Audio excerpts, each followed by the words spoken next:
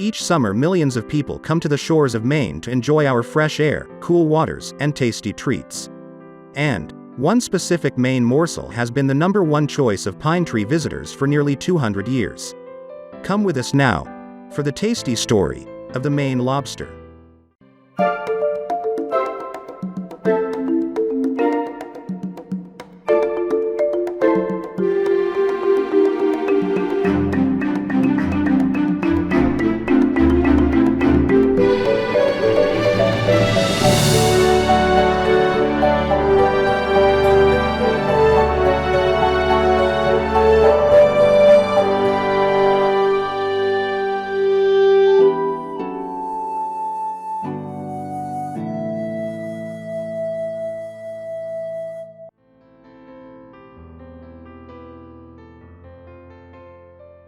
It's in excess of a $500 million industry for New England, and one of summertime's most desired foods.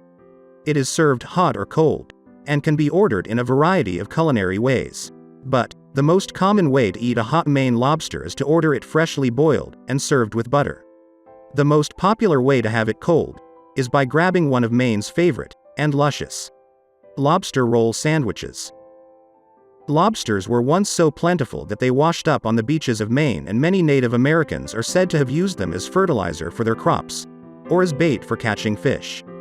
The first officially recorded Maine lobster harvests were reported by James Rosier, a crewman and family member of England's early Maine explorer, Captain George Weymouth.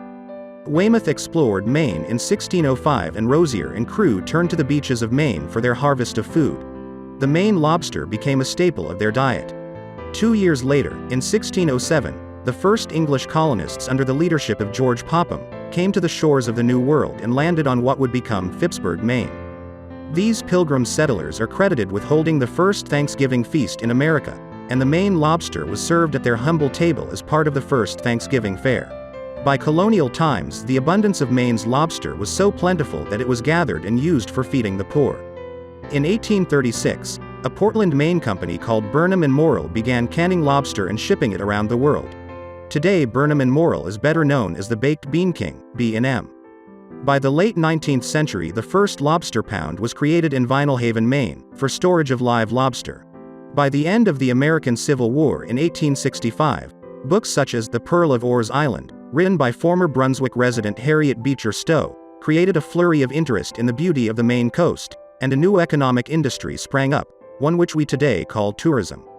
Suddenly, small coastal fishing villages such as Portland, Harpswell, and especially that of Orr's Island, were besieged with waves of strange visitors, all wanting to see the sights, explore the terrain, meet the people, and partake of local customs. It wasn't long before locals realized they had a gold mine before them. Quickly, locals began opening rooms in their homes for rent. Food stands, kitchens, and restaurants all began popping up along the roadways of the Maine coast. Home-baked goods, local fruits, and freshly picked vegetables all became the available local fare.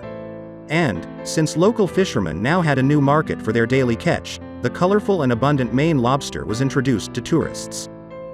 Over time, the way in which Maine lobsters are harvested has changed dramatically. What began as a back-breaking and hand-numbing business of hand-pulled wooden traps is now an industry of easier, modern-day, motor-pulled mesh traps. What was once a Maine tradition in an unregulated, free market, is now a heavily regulated and tightly controlled financial juggernaut. There are currently 5,000 small, self-employed commercial lobstermen in Maine who generate over $1.5 billion in revenue to the Maine economy. And, in 2023, tourists who came to Maine spent more than $5.2 billion in Maine's stores, shops, and restaurants, and one of their most popular purchases was a fresh, delicious meal of Maine lobster. So, whether you are a local, a native of Maine, or one of the thousands of seasonal visitors to the rocky shores of the Pine Tree State, the delicious Maine lobster is sure to be on your list of favored foods in which to indulge. And, now you know more about one of the most flavorful and delicious of our stories from Maine. If you enjoyed this short video, then please give us a like, share it with your friends, and let us know in the comments. And follow us at Stories from Maine on Facebook and on Instagram. And subscribe to Stories from Maine on our YouTube channel. The books, Stories from Maine, and Stories from Maine 2, The Legends Continue, are available on Amazon or through any major book retailer.